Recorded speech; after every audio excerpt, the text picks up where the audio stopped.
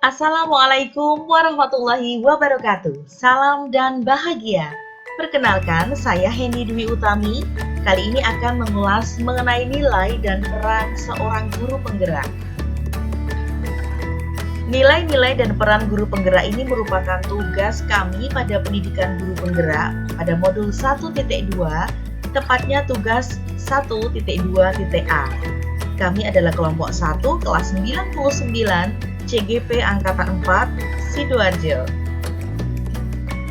Kelompok kami terdiri dari saya sendiri, Henny Dwi Utami, SOS SPD dari SD Muhammadiyah 1 Taman, Putri Lestari Karmaning Tias SPD dari SDN Jemundo 2, Indah Ayu Mardiningsih SPD SMPN 1 Taman, Reski Eka Puri Damayanti SPD SMPN 1 Taman, Dian Kurniawati SPD dari SDN Sepanjang 1 Taman, dan Munirah SAG dari TK Aisyah 25 Wage. Nah, kita mulai pembahasan video ini mengenai nilai-nilai guru penggerak. Ada beberapa nilai yang harus dijalankan oleh seorang guru penggerak. Nah, untuk menjadi guru penggerak ini, seorang guru harus memahami betul apa saja nilai-nilai dan perannya sebagai penggerak dalam dunia pendidikan. Yang pertama adalah nilai mandiri. Seorang guru penggerak dituntut untuk mandiri. Artinya, guru harus memacu perubahan peningkatan kapabilitas dirinya tanpa harus menunggu dorongan dari pihak lain. Bahwa seorang guru harus sadar dan memahami benar tugas dan tanggung jawab kemanusiaannya, sehingga ia tidak harus menunggu perintah atau bergantung pada dukungan orang lain. Kemudian nilai yang kedua adalah nilai reflektif. Merupakan nilai yang paling sering diabaikan oleh seorang guru, padahal tanpa refleksi, seorang guru tidak akan mampu mengenal kekurangan dan kelebihan dirinya sendiri. Refleksi diri artinya membuat evaluasi terhadap diri sendiri untuk mempertahankan atau bahkan meningkatkan kekuatan atau kelebihan yang ada dalam diri sendiri. Dari merefleksikan diri, seorang guru juga harus mampu mengenal kekurangan diri dan berjuang untuk memperbaikinya ke arah yang lebih baik. Nilai yang ketiga adalah kolaboratif. Guru dituntut untuk bisa berkolaborasi dengan semua stakeholder pendidikan. Tidak bisa kita nafikan bahwa tidak sedikit guru yang bekerja dengan mengandalkan diri sendiri tanpa mau bekerja sama dengan pihak lain.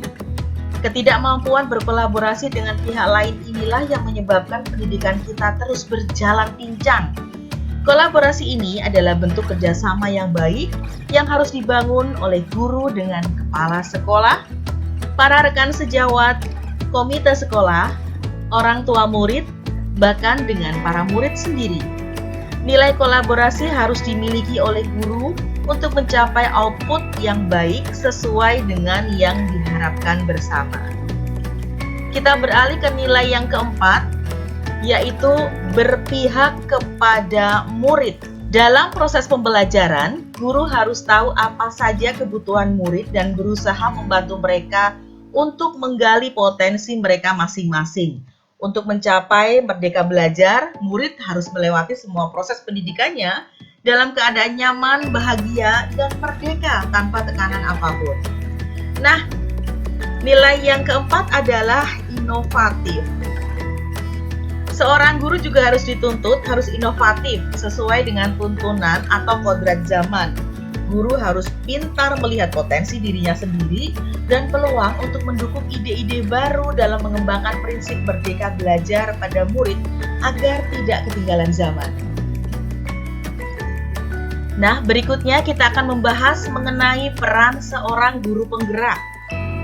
Ada 5 peran seorang guru penggerak. Yang pertama adalah menjadi pemimpin belajar. Kemudian yang kedua, menggerakkan komunitas praktisi. Menjadi coach bagi guru yang lain.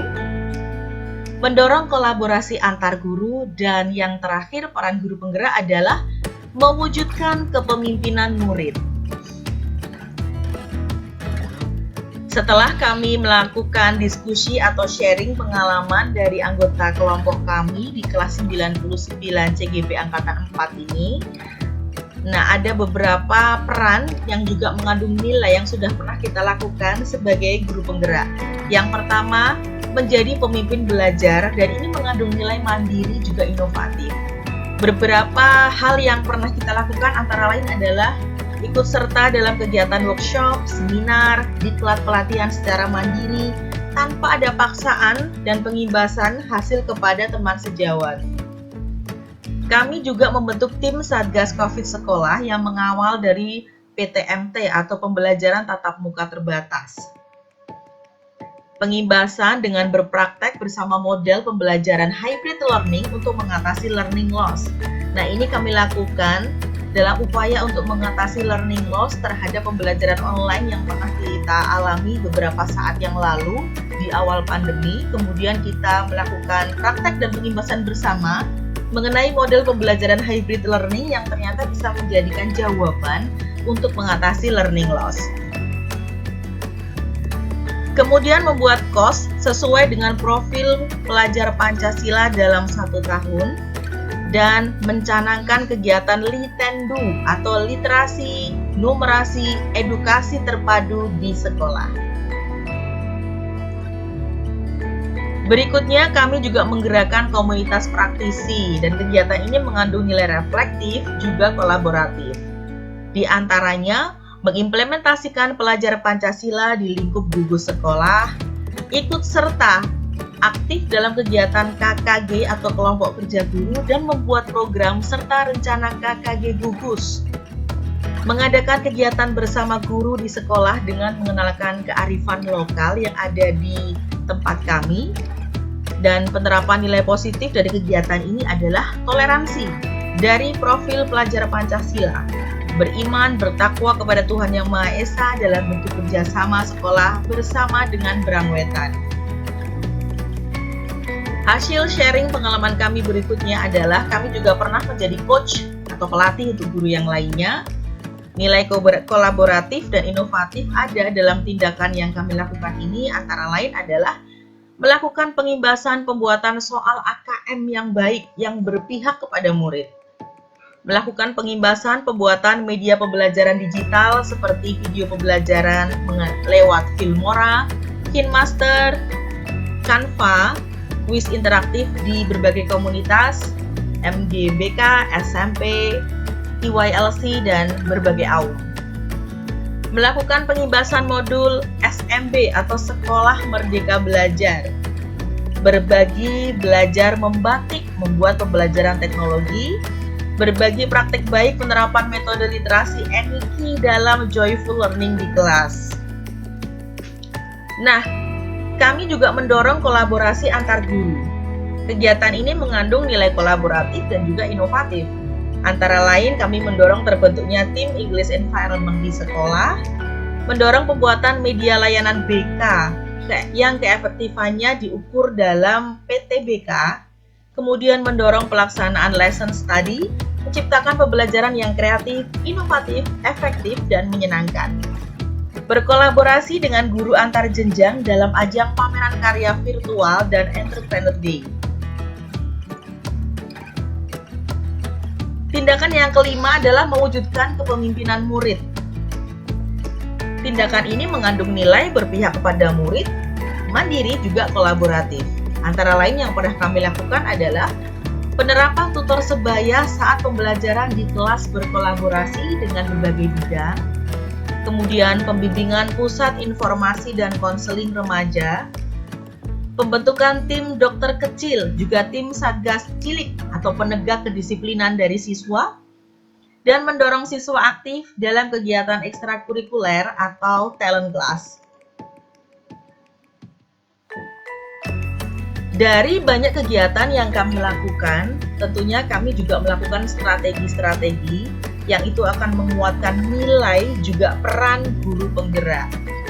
Yang pertama, strategi itu antara lain memperbaiki diri, meningkatkan kedisiplinan dan keteladanan, meningkatkan sumber daya manusia atau SDM-nya, membuat peta perencanaan yang maksimal, menjalin komunikasi positif dengan teman sejawat dan berbagi best practice atau praktek baik, memanfaatkan berbagai aplikasi virtual meeting seperti Zoom, Google Meet, Teams, dan lain-lain, membuka ruang diskusi dengan semua stakeholder, melakukan pendampingan secara intensif baik di dalam pembelajaran maupun di luar pembelajaran untuk murid yang dipilih sebagai mentor yang nantinya bisa jadi tutor bagi teman yang lainnya, juga melakukan kegiatan refleksi dalam setiap kegiatan. Nah, ini adalah bukti dokumentasi atau foto-foto tentang nilai dan peran guru penggerak yang pernah kami lakukan. Ada kegiatan yang dilakukan oleh murid, di mana kami mengawal murid untuk menjadi pemimpin di depan, dan juga kegiatan yang mengutamakan kearifan lokal dan pembelajaran yang menyenangkan. Nah, beberapa gambar atau dokumentasi joyful learning atau pembelajaran yang menyenangkan bisa dilihat dari foto-foto di sini, mulai dari pembelajaran berbasis bermain, belajar sambil bermain, kemudian belajar sambil berolah badan, berkreasi, dan juga memainkan alat musik tradisional.